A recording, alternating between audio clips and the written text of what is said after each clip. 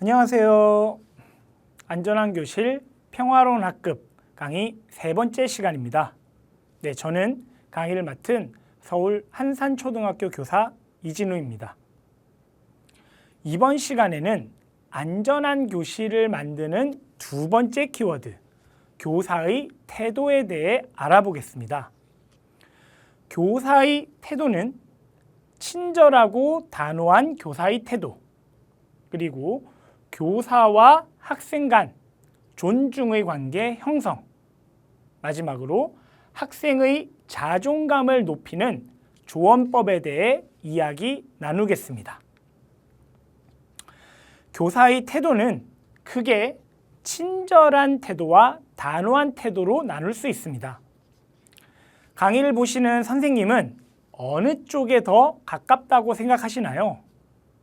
물론 선생님은 친절함과 단호함 모두를 갖추셨을 거라고 생각하지만 교사에 따라 친절함과 단호함을 갖춘 정도가 다를 수 있습니다. 또 한 명의 교사라고 하더라도 친절함과 단호함 둘 중 한쪽에 더 많은 비중을 두고 있을 수 있습니다. 교사의 친절함과 단호함 조금 더 알아볼까요? 그림을 보시면 위쪽으로 올라갈수록 교사의 단호함은 높아집니다. 학생들에게 높은 기대를 하고 규칙의 적용 정도가 엄격해지죠. 또 오른쪽으로 갈수록 교사의 친절함이 높아집니다. 즉, 학생들과의 관계가 가깝다고 볼 수 있겠죠. 우리 모두는 D 영역의 교사, 즉 친절함과 단호함을 모두 갖춘 민주적 권위자를 꿈꿉니다. 그러나 현실은 A나 B, 심지어 C 영역의 교사일 수도 있겠죠. 사실 A나 B 영역의 교사는 학급 운영을 어느 정도 해낼 수 있습니다. 당사자인 교사는 조금 힘들 수 있지만요. 정말 문제가 되는 것은 C 영역, 이 영역의 유령 교사입니다. C 영역의 교사는 단호함도 낮고 학생들과의 친밀도도 낮은 그야말로 교실 붕괴의 모습을 보일 수 있죠. A 영역을 조금 더 자세히 살펴보겠습니다. 권위자와 독재자는 다를까요?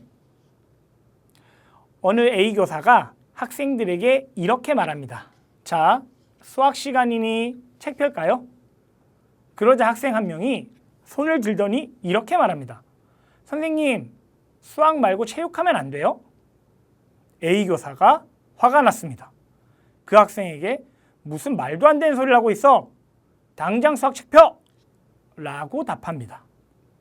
자, 이 A 교사는 권위자일까요? 독재자일까요? 이미 눈치채셨겠지만 A 교사가 보인 모습은 권위자라기보다는 독재자에 가깝습니다. 교사의 권위는 강압적인 모습에서 나올 수 있는 것이 아니기 때문입니다. A 교사가 권위자라고 한다면 왜 수학 시간에는 수학 공부를 해야 하는지, 체육을 할 수 없는 이유는 무엇인지 등에 대해 학생이 납득할 수 있는 설명을 하고 학생을 설득해야 합니다. 이럴 때 학생은 수학 시간이 자신에게 어떤 의미인지 또 왜 우리가 수학 시간에 수학 공부를 해야 하는지를 배울 수 있겠죠. 다음으로 B 영역을 들여다보겠습니다. B 교사는 학생들과 친구 같은 관계가 되고 싶다고 말합니다. 그래서 높은 친밀도를 자랑하죠. 하지만 친밀도가 높다고 해서 모두 친구 같은 교사는 아닙니다. 오히려 친구를 가장한 하인 같은 교사일 수 있다는 거죠. 친구와 하인 둘 다 친밀도는 높은 상태이지만 차이점은 이렇습니다. 친구 같은 교사는 학생이 반드시 해야 할 일을 안내했을 때 학생이 그 말을 듣고 존중하고 실천하지만 교사를 하인으로 생각했을 때는 학생이 해야 할 일을 안내했음에도 불구하고 학생들이 실천하지 않는다는 것입니다. 다시 말해 학생들이 교사의 말을 존중하지 않는 거죠. 제가 항상 하는 말이 있습니다. 친구 같은 교사가 되고 싶은 마음, 또 친구 같은 부모가 되고 싶은 마음은 존중하지만 교사가 혹은 부모가 결코 친구가 될 수는 없다고요. 그리고 친구가 되어서도 안 됩니다. 배우는 학생이 해야 할 일을 안내하고 성장할 수 있는 방법을 알려주며 성장을 돕는 어른, 그것이 교사와 부모가 해야 할 일이 아닐까요? 자, 그렇다면 C 영역의 교사가 D 영역으로 올 수 있을까요? 거기에 대한 제 대답은 예스입니다. 친절함과 단호함은 공부하고 연습함으로써 키울 수 있는 역량입니다. 자, 이어서 친절하기만 한 교사의 장점과 단점, 단호하기만 한 교사의 장점과 단점을 알아볼까요? 친절하기만 한 교사의 장점은 학생들이 행복해한다는 것과 분위기가 활기차다는 겁니다. 단점은 학생들이 너무 활기차서 주변에서 보기에 걱정이 된다는 거죠.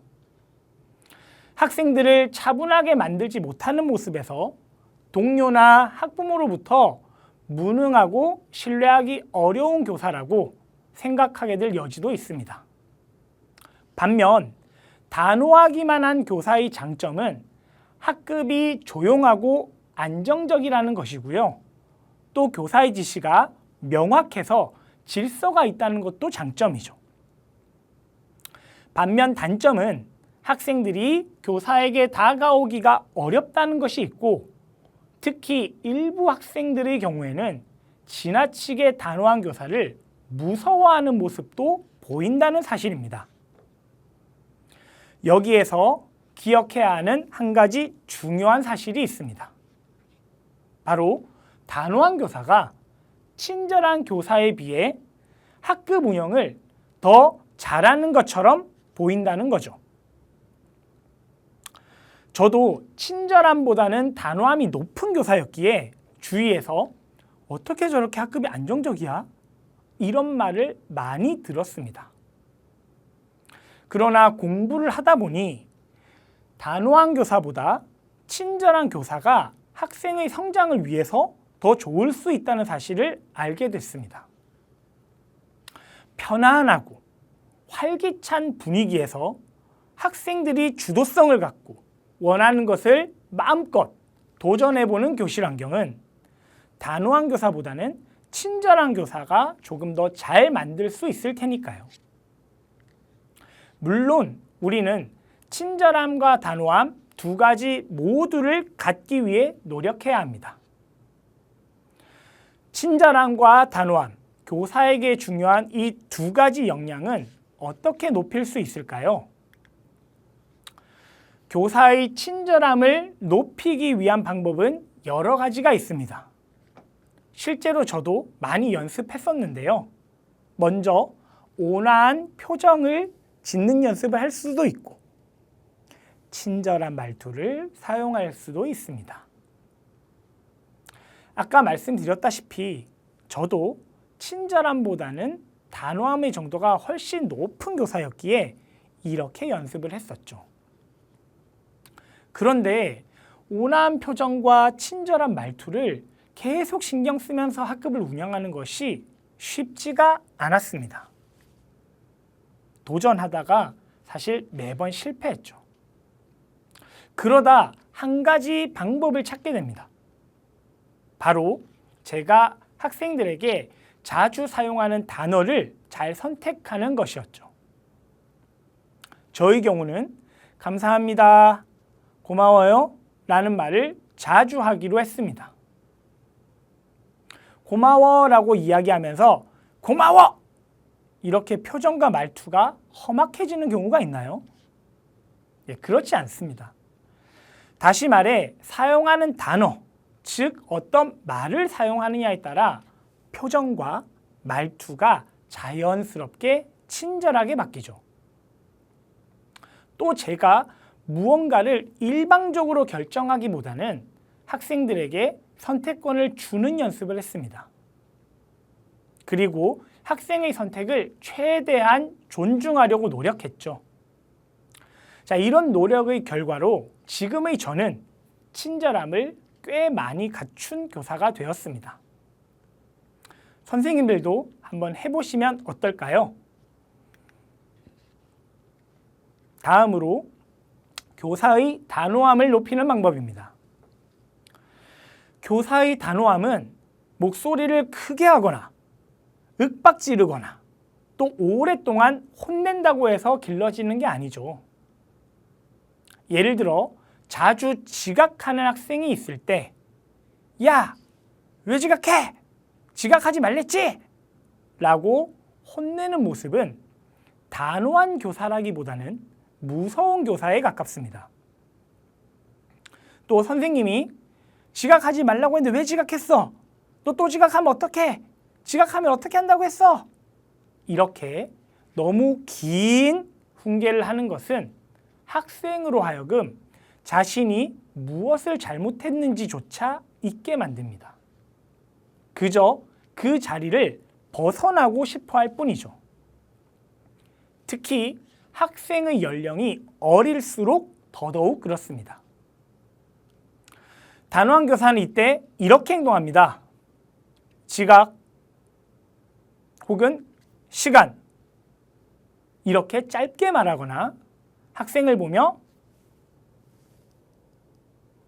시계를 가리키는 행동을 하죠.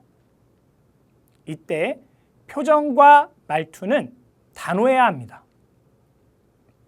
또 단호함을 높이는 방법으로는 교사가 충분한 권위를 갖는 방법이 있습니다. 교사의 말 한마디가 학생에게 큰 영향을 미칠 수 있는 방법으로 이것보다 더 좋은 방법은 없겠죠.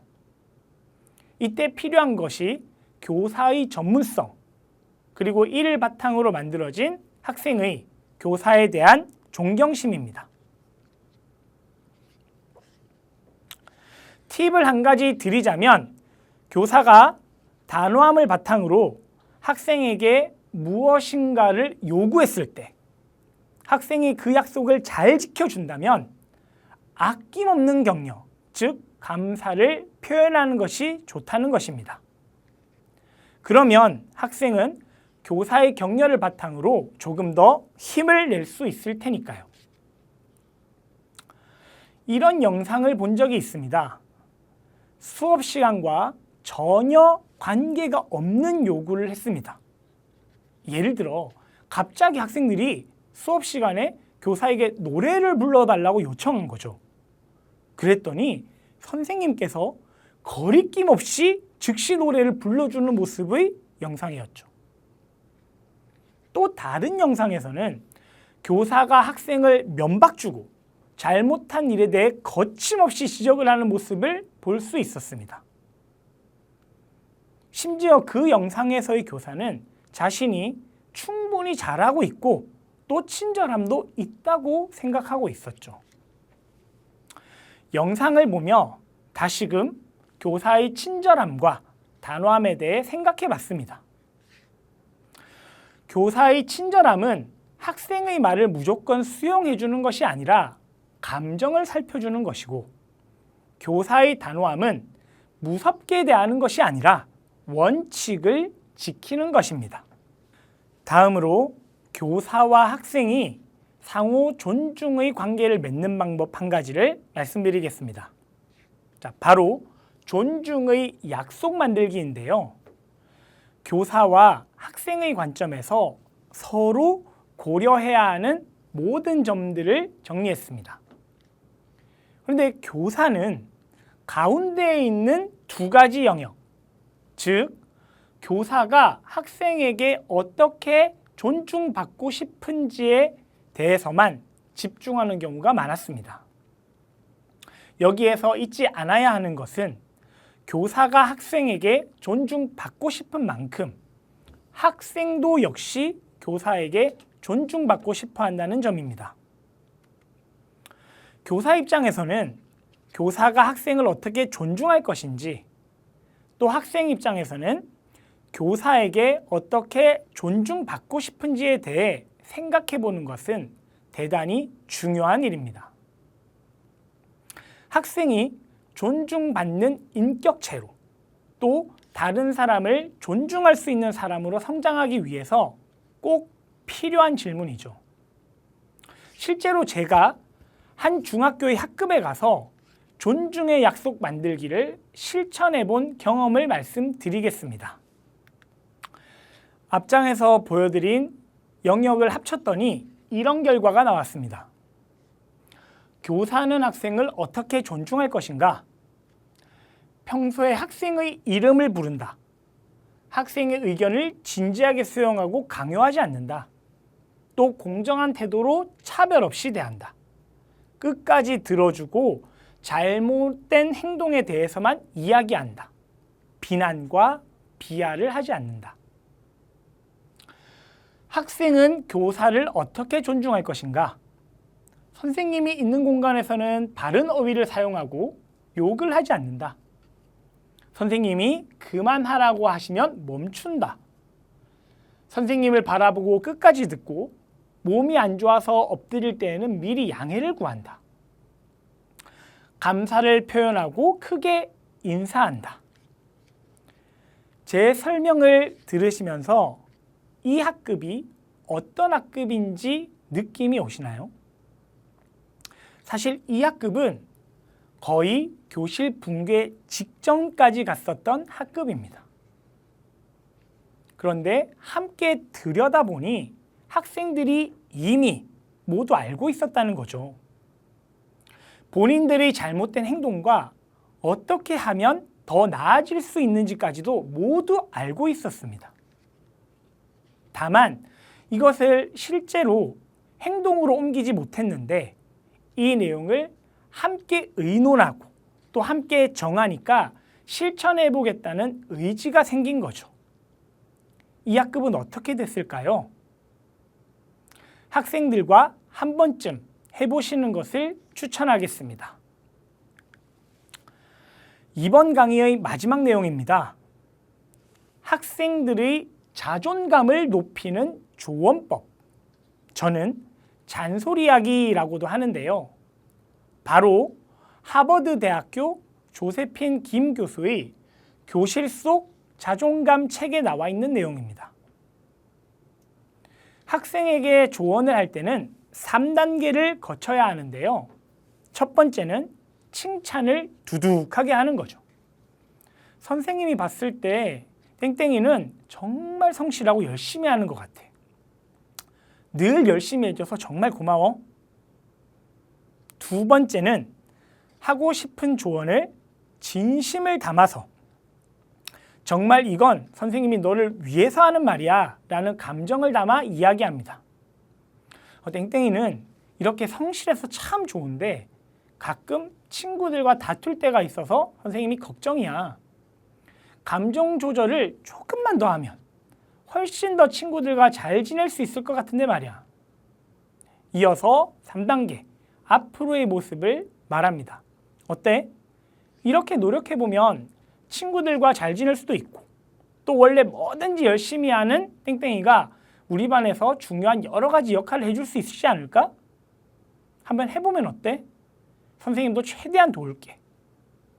이렇게 말하면 학생이 변화하는 모습을 보여줍니다. 어떤 분은 저에게 이렇게 말씀하시더라고요. 학생이 당연히 고쳐야 할 행동을 이야기해 주는데 이렇게까지 노력해야 하냐고요. 다들 아시다시피 사람이 자신의 습관을 바꾸는 것은 쉽지 않습니다. 그 습관을 바꾸는 것이 좋겠다라고 조언하는 것은 대단히 신중해야 하고 또 중요한 작업이죠. 따라서 저는 그런 노력이 필요하다고 생각합니다. 마지막으로 이 모습을 보여드리려고 합니다. 네, 제 초임 때 이 모습이 떠오르는데요. 야, 너 깡패야? 왜 자꾸 친구 괴롭혀? 그러니까 네가 친구가 없는 거야. 내가 친구 친절하게 대하라고 몇 번을 얘기했어? 친절하게 대하라고, 친절하게. 이런 저의 모습을 보면서 학생은 무엇을 배웠을까요? 존중은 오직 존중을 통해서만 가르칠 수 있다는 기본을 잊지 않으셨으면 좋겠습니다. 오늘 강의는 이것으로 마치겠습니다. 다음 시간 마지막 강의로 찾아뵙겠습니다. 감사합니다.